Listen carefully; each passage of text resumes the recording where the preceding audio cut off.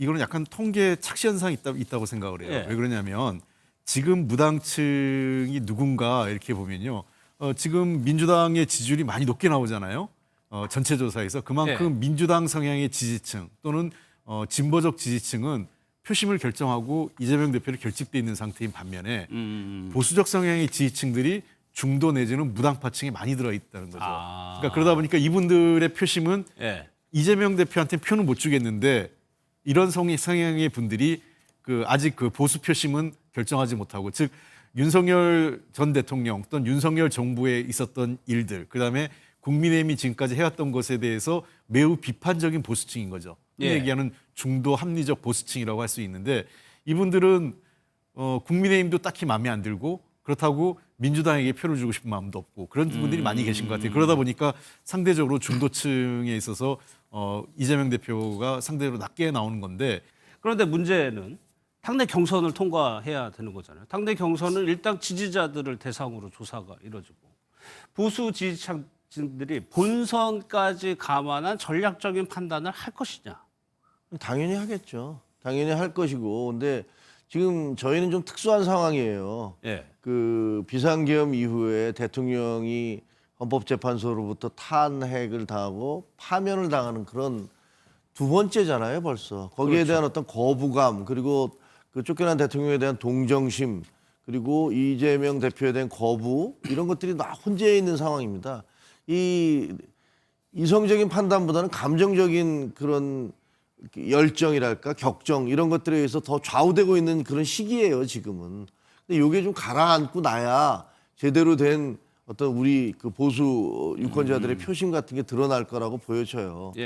최근에 갤럽에서 한 여론조사 중에 좀 특이한 점이 하나 있었는데, 가상 대결을 하는데요. 무당층을 상대로 한 조사가 조금 눈길을 끕니다. 물론 이재명 대표가 전체 대상으로 한 조사에서는 누구랑 붙어도 좀 크게 앞서는 걸로 나오는데, 무당층을 상대로, 이거는 전체를 대상으로 한 가상 대결이죠. 여기서 이렇게 차이가 많이 납니다.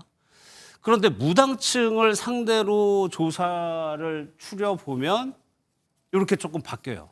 여기가 오차 범위가 3.1 플러스 마이너스 3.1%포인트니까 7.2%까지는 이제 경합이라고 보는 건데, 김종혁 최고위원, 이 무당층을 대상으로는 이렇게 바뀌는 이유는 좀 뭐라고?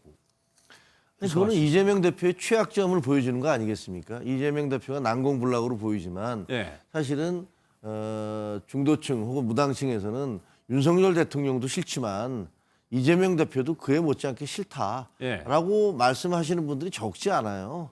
그래서 그런 면에서 여기 보면 이재명, 김문수 두 분이 그 대결을 했을 경우에는 굉장히 차이가 나잖아요. 차이가 커요. 뭐냐면 김문수 장관도 이제 후보가 되시겠지만 김문수 장관도 마찬가지로 무당층으로부터는 거부감이 큰 거죠.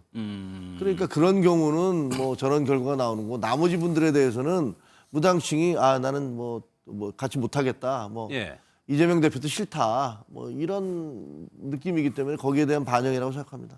근데 이재명 대표가 뭐 무당층, 중도층을 잡기 위해서 탄핵 심판 선고 전부터 하나씩 정책도 그렇고 행보도 해왔는데, 이런 무당층이 늘어날 수 있다는 전망도 조금 나오고 있는 상황이거든요. 네, 근데 이거는 약간 통계 착시 현상이 있다고 생각을 해요. 왜 그러냐면 지금 무당층이 누군가 이렇게 보면요.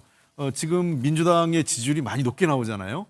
전체 조사에서 그만큼 민주당 성향의 지지층 또는 진보적 지지층은 표심을 결정하고 이재명 대표를 결집돼 있는 상태인 반면에 보수적 성향의 지지층들이 중도 내지는 무당파층에 많이 들어 있다는 거죠. 그러니까 그러다 보니까 이분들의 표심은 이재명 대표한테 표는 못 주겠는데 이런 성향의 분들이 아직 보수 표심은 결정하지 못하고, 즉 윤석열 전 대통령 또는 윤석열 정부에 있었던 일들, 그다음에 국민의힘이 지금까지 해왔던 것에 대해서 매우 비판적인 보수층인 거죠. 얘기하는 중도 합리적 보수층이라고 할 수 있는데, 이분들은 국민의힘도 딱히 마음에 안 들고 그렇다고 민주당에게 표를 주고 싶은 마음도 없고 그런 분들이 많이 계신 것 같아요. 그러다 보니까 상대적으로 중도층에 있어서 이재명 대표가 상대로 낮게 나오는 건데, 지금 전체적으로 양자 대결에서 저 정도 차이가 나왔을 때 뭐냐면 기존의 그 전통적인 양장 지지층을 뺀 중도층은 어느 정도는 이재명 대표 지지층으로 이미 흡수돼 있다 이렇게 보입니다. 그러니까 무당층이라고 표현되는 부분이 사실은 보수적인 성향이 더 많이 지금 돼 있다. 그렇습니다. 그러니까 결심을 못 하고 있는 거죠. 그러니까 그 국민의힘에 딱히 마음을 주지는 못하고 그렇다고 민주당에 표는 줄 생각은 없고 이런 분들이 상당히 중도층이 무당파층으로 많이 분류돼 있는 거죠. 또 하나 김종혁 최고께 여쭤. 무당층의 조사를 보면은 뭐 유시민 전 의원이나 뭐 오세훈 시장, 그러니까 이른바 중도 확장력이 있다라는 분들이 조금 더 높게 나오는데, 그런데 문제는 당내 경선을 통과해야 되는 거잖아요. 당내 경선은 일단 지지자들을 대상으로 조사가 이루어지고 보수 지지층들이 본선까지 감안한 전략적인 판단을 할 것이냐 여부거든요. 당연히 하겠죠. 당연히 할 것이고, 근데 지금 저희는 좀 특수한 상황이에요. 예. 그 비상계엄 이후에 대통령이 헌법재판소로부터 탄핵을 당하고 파면을 당하는 그런 두 번째잖아요, 벌써. 거기에 대한 어떤 거부감, 그리고 그 쫓겨난 대통령에 대한 동정심, 그리고 이재명 대표에 대한 거부, 이런 것들이 다 혼재해 있는 상황입니다. 이 이성적인 판단보다는 감정적인 그런 열정이랄까, 격정, 이런 것들에 의해서 더 좌우되고 있는 그런 시기예요, 지금은. 근데 이게 좀 가라앉고 나야 제대로 된 어떤 우리 그 보수 유권자들의 표심 같은 게 드러날 거라고 보여져요. 예. 실질적으로 일주일밖에 안 되지 않았습니까? 대통령이 지금 탄핵을 당한 지 일주일도 안 됐죠. 일주일도 안 예, 됐잖아요, 예. 사실은. 그게 사람이라는 게 그런 그동안에 막 길거리에 나가서 탄핵 때문에 안 된다고 지지 시위를 벌였는데 탄핵됐다고 해서 하루아침에 입장을 바꾸고 예. 그다음에 나는 그래도 경쟁력 있는 후보를 뽑아야겠다. 이렇게 하기는 쉽지 않습니다. 약간의 좀 그 마음의 안정이 필요한데 그렇다고 해서 이게 굉장히 오래 가지는 않을 것 같아요. 왜냐하면 당장 눈앞에 이 경선이라든가 그다음에 대선 2달도 안 남은 시기잖아요. 그러니까 아마 보수 유권자들은 빠른 시간 내에 마음의 정리를 할 것이다 이렇게 생각을 합니다. 그럼 하나 더요. 한덕수 대행 얘기까지 차출론 이런 얘기까지 나오는 것도 그런 현상 중에 하나라고.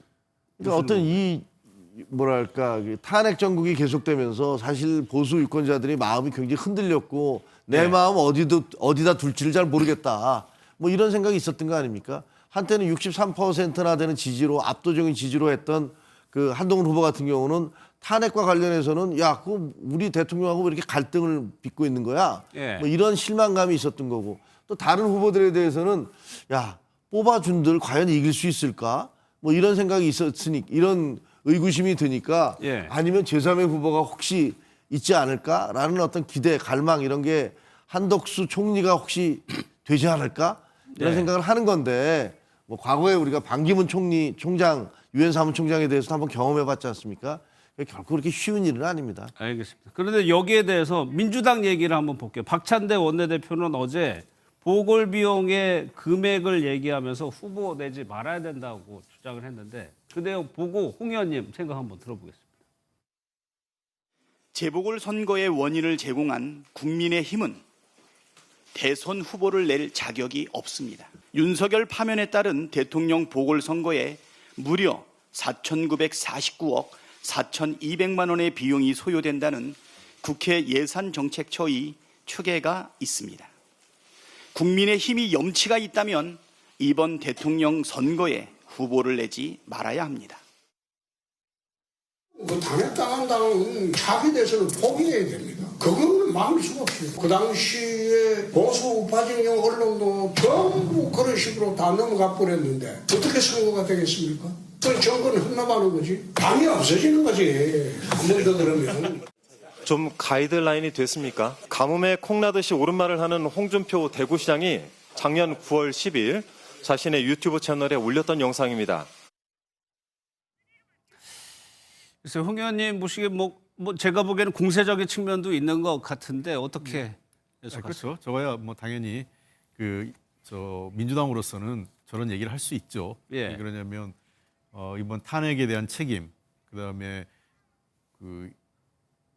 이 보궐선거, 그 대통령 지금 보궐선거 하게 되는 정치적 책임이 있는 정당이기 때문에 그에 대해서 하나는 책임론이고 또 하나는 정치 공세 두 가지 성격이 다 있다고 생각을 합니다. 그러나 현실적으로 지금 그 우리나라의 그 법 체계상 예. 국민의힘의 후보를 막을 수 있는 방법은 없겠죠. 그렇죠. 예, 그런 측면에서 저거는 이제 정치적 공세 또 당연히 저렇게 하면은 국민의힘에 대한 비판적 여론으로 국민들은 그렇게 생각은 하실 거예요. 일부는 그래 책임 있는 정당에서 후보를 내는 게 맞아? 이렇게 공감하시는 분들도 있을 거고요. 예. 또 국민의힘이 적극 지지층은 반대 생각을 갖고 계시겠지만 그런 측면에서 아마 대선 국면까지 저게 계속 논란이 될 겁니다. 하나의 그러니까 우리가 국민의힘의 대선 과정에서 국민의힘을 공격하는 포인트 중에 하나죠. 예.